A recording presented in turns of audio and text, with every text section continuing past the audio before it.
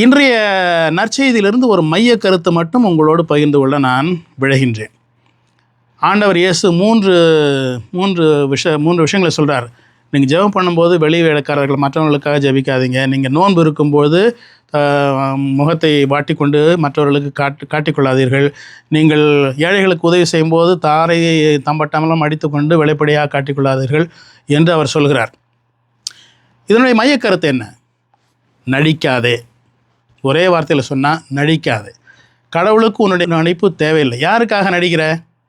உனக்காக நடிக்கிறதுல புண்ணியம் இல்லை, கடவுளுக்காக நடிக்கிறதுல புண்ணியம் இல்லை. மற்றவங்களுக்காக நடிக்கிறதுல என்ன புண்ணியம்? மற்றவர்களுக்காக நீ நடிக்கும் பொழுது இறைவனிடமும் உன்னிடமுமே நீ உன்னுடைய மதிப்பை குறைத்து கொள்கிறாய். ஆகினால் நாம் இந்த தவக்கால முயற்சிகளை செய்யும் பொழுது, நோன்பு இருக்கும் பொழுது, ஜெபம் செய்யும் பொழுது, ஏழைகளுக்கு உதவி செய்யும் பொழுது, நற்செய்தியை வாசிக்கும் பொழுது, நல்ல டிசிப்ளின்லாம் நம்ம டிசிப்ளினோடு வாழும் பொழுது நாம் இதை மற்றவர்களுக்காக செய்வதில்லை, நமக்காகவே செய்கிறோம்.